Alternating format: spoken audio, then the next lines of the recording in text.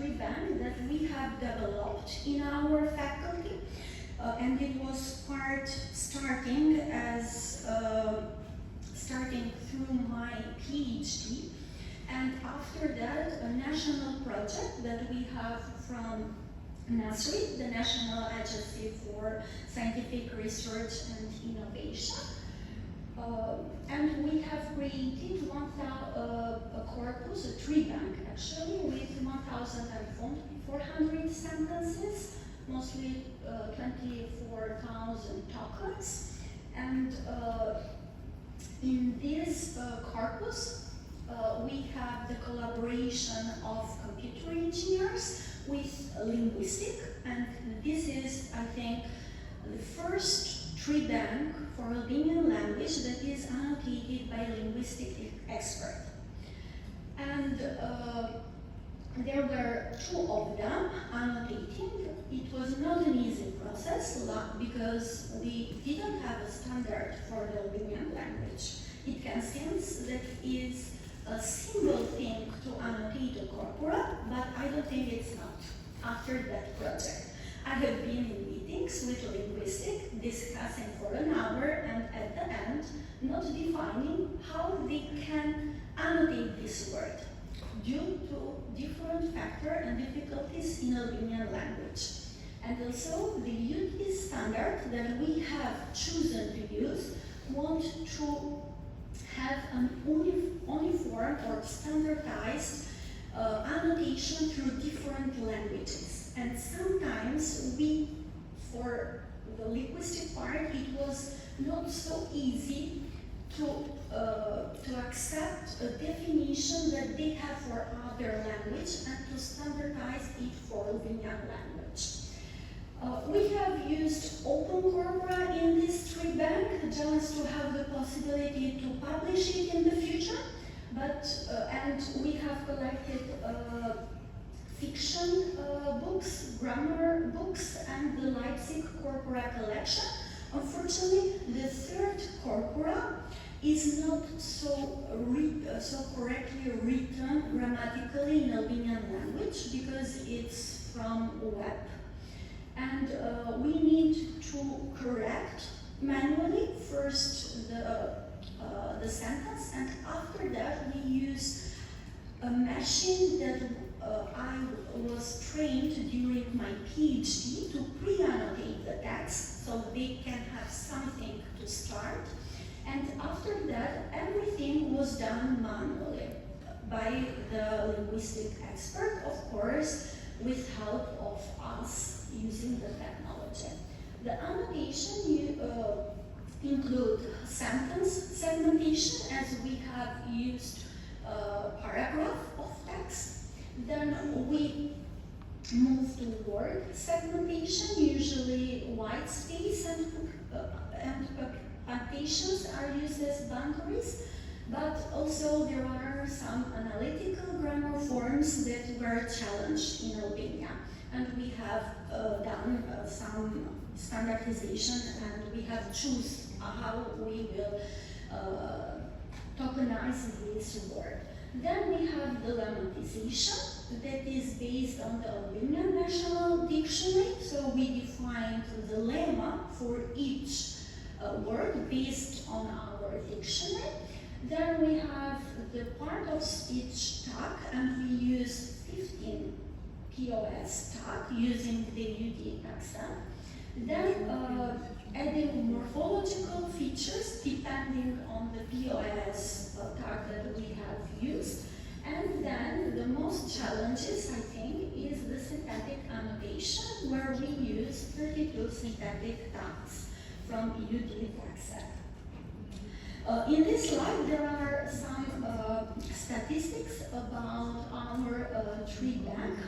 We hope that the tree bank will be as soon as possible online, because we are making some changes because we didn't follow some rules of UD in the annotation, and UD don't want this. So we need to adapt these rules to their standards, and we are doing this. And this is an example of how the annotation is. So we have here the word, then we have the POS, then we have the lemma. Here we have the grammatical feature depending on the POS, and then we have the static correlation between the words. I'm not so expert to explain you all the syntactic annotation, but till the POS annotation, I'm really good to this. Using this corpora, we have trained a machine using the stanza model. Actually, I think that you can find on the stanza a model for Albanian language, but it is trained on this dataset, the staff dataset, and it's really good, but there are some errors due to the fact that it is not annotated by linguistic experts, but by a student that was part of this project, where even I and my colleagues from linguistic department were part, but just to explain how the UD works for Albanian language, but we haven't done all the annotation by ourselves. This model is then used for the new data set that we have created for the cognitive NLP that I will discuss in the future. So today NLP models are still not perfect and we need further information in order to archive high accuracy, especially when working with low resource language as Albania.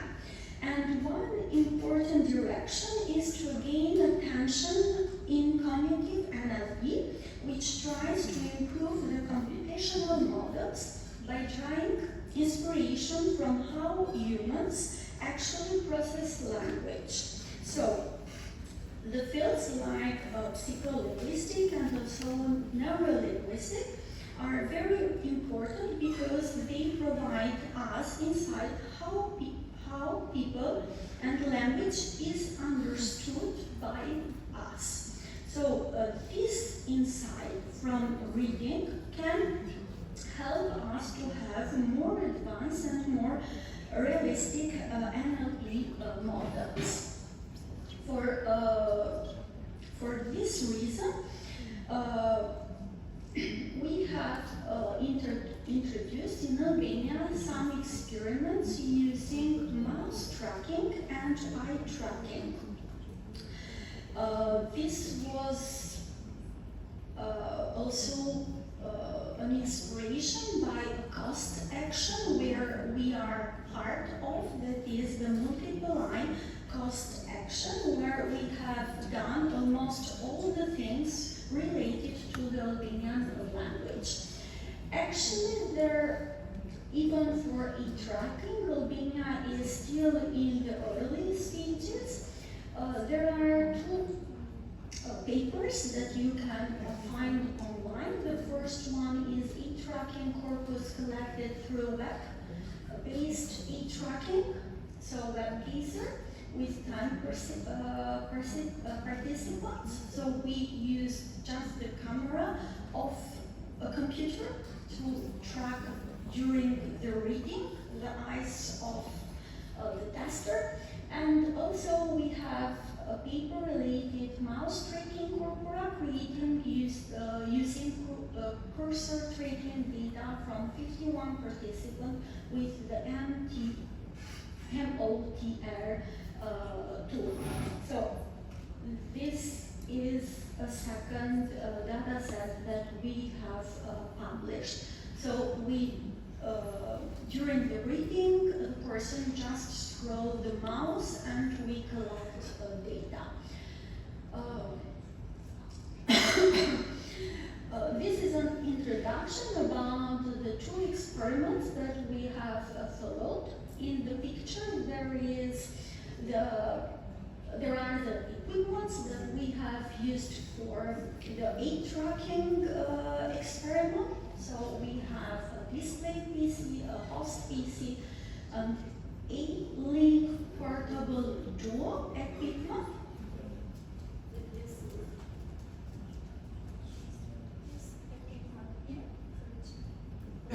Camera, and it costs 4,000 euros.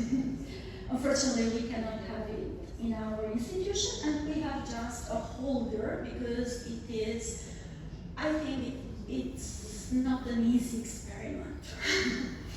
And the next experiment is the mouse tracking that capture how a person interacts with written text through mouse cursor movement. And here in this slide, you can see, so in the picture up, it is the screen that the experimenter sees, and he used the mouse, and you see a small part where you can read and everything is blurred. So it is collected data where we move the mouse and we can see and read the text. In this dataset, we have included experiment of 51 national speakers of Albania. 32 of them are students in our faculty, 11 participating in the 25 to 30 age group. I have done this experiment.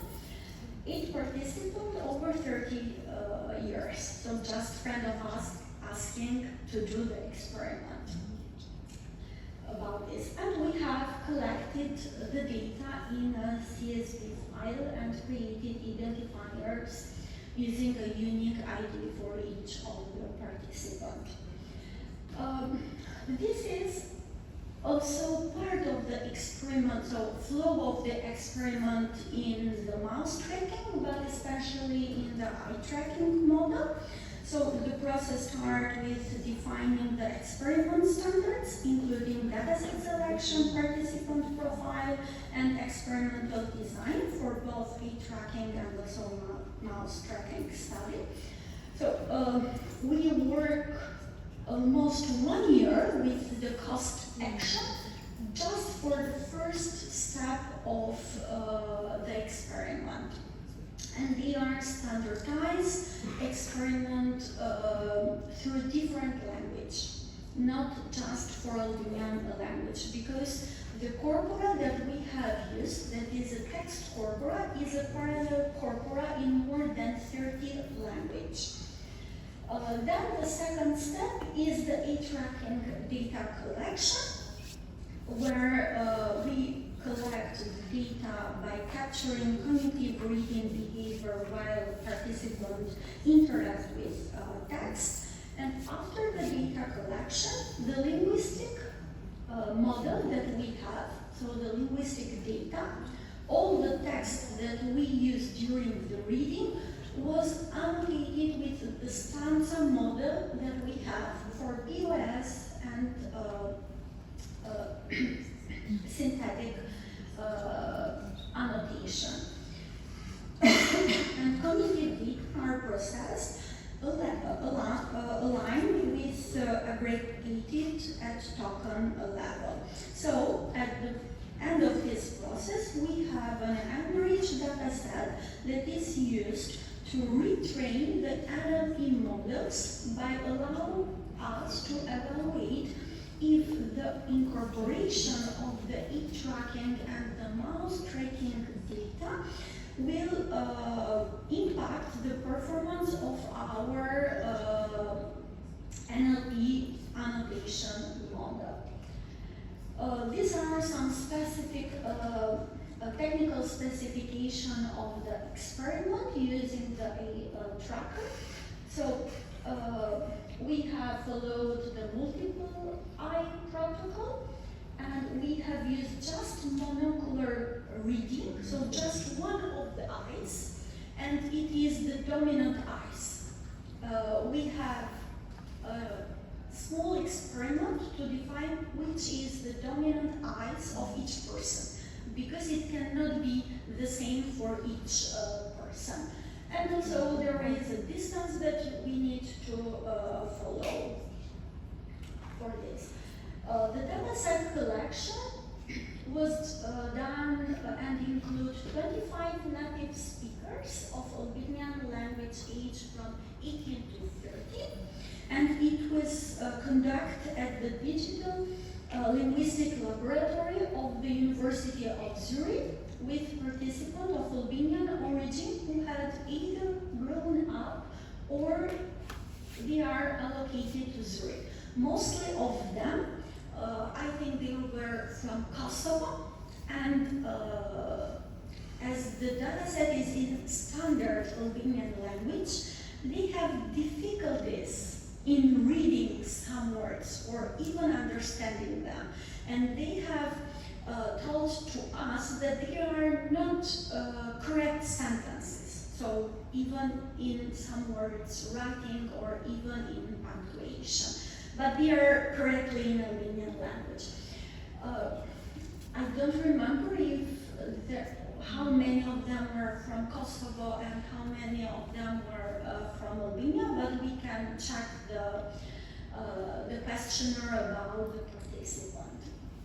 And we have some different files from each of the participants. So we have the reading data. Also, there is a questionnaire after the reading just to understand if the person read the text or if it just passed through the text. And after that, we have a generated file produced by converting the two formats and using some tools. This experiment can be done between 60 to 90 minutes. So it's a nightmare, I think, doing that. I haven't done it because I know all the texts and it is not allowed to know the text because I will go just reading not all the text and we don't know this type of data.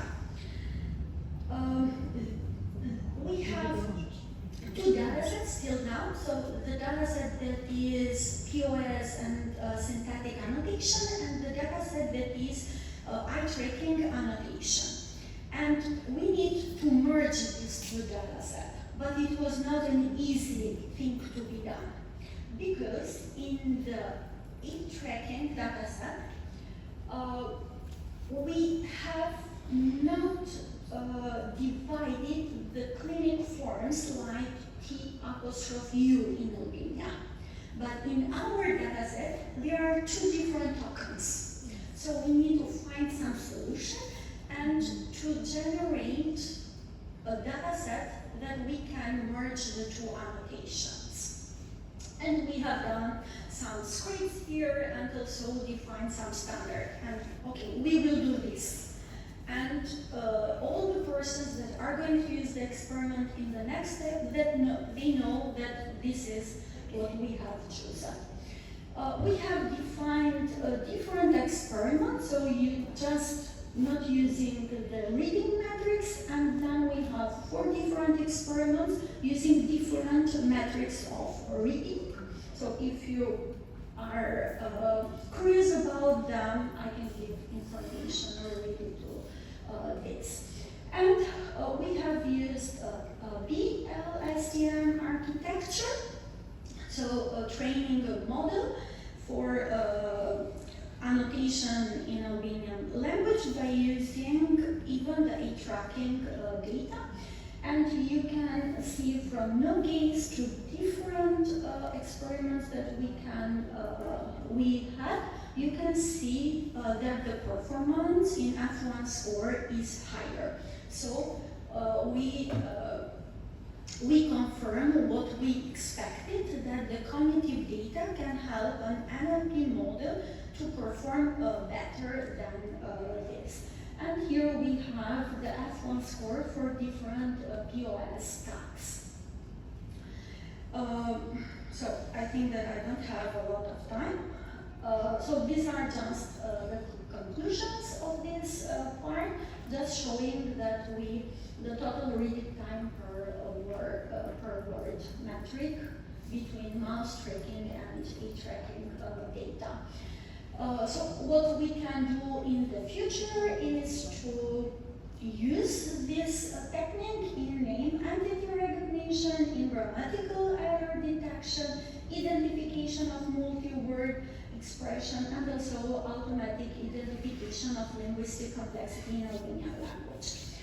The next step will be to implement this experiment with the low-cost equipment that we have in our faculty, that is Core, and it will be done through a project that is financed by the National Agency of Research and Innovation in Albania. And if your university will have the will to host us for doing some of the experiments, we are open for this.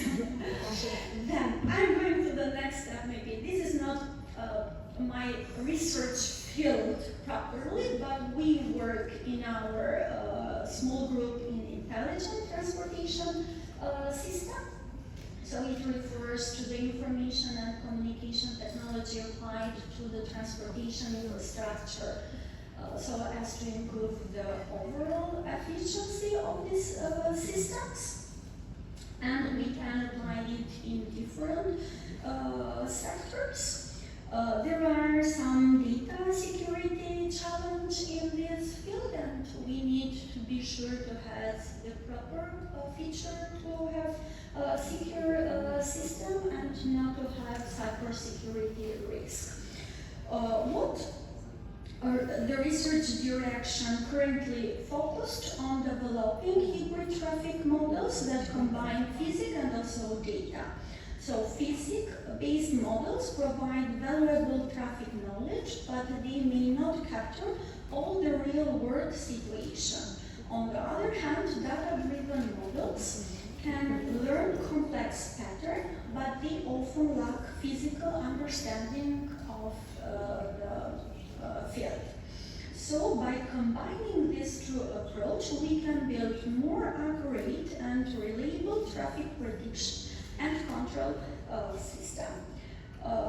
Why it is important to have smart traffic models? Because traffic congestion can lead to waste, fuel, travel delays, and high pollution level. And also, traffic behavior is too dynamic and also too difficult to be predicted. So there are, as I mentioned, three pillars: physics, data, and a hybrid solution where we focused on the research in our group. So a key example of this hybrid solution is the MetaNet model, which is used to describe traffic flow through variables such as density, speed, and flow, and also it captures the important highway behavior like merging and diverging and also congestion formation in traffic. So it, as a hybrid system, it acts as a bridge between physics and AI by supporting prediction, data generation, and improving interoperability. So this is a slide to just argument why we cannot use just the data-driven model, because the pure data-driven model often require a large data set, may not generalize well, and do not always respect the physical traffic laws that we have.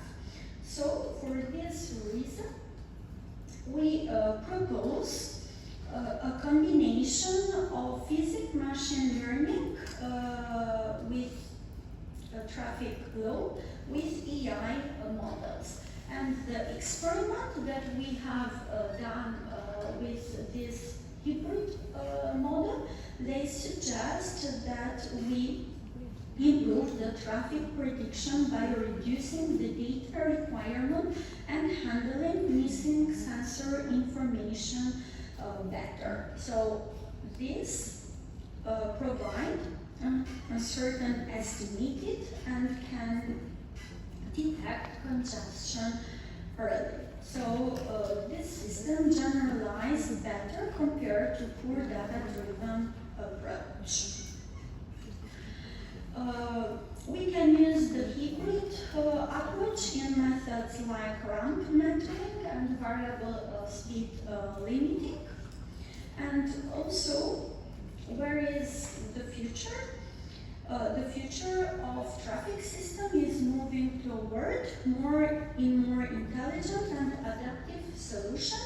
Models will increasingly include factors such as weather, mixed traffic, and large-scale network. So the main goal is to combine physics with AI to build safer, smarter, and more efficient transportation system.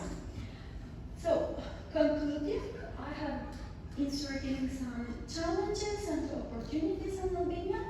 We have expertise in AI professional, education, and international collaboration that are contributing to improve the expertise in AI. Also, there are different companies and also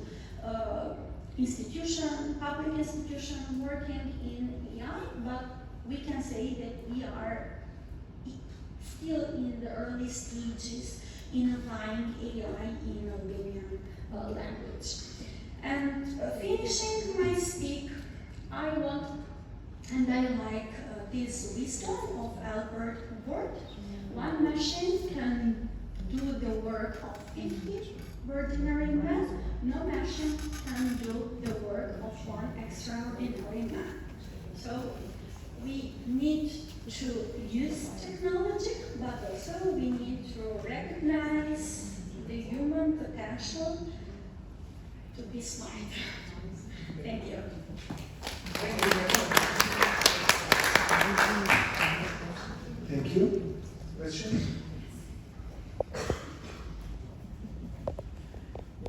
All right, thank you very much. Okay.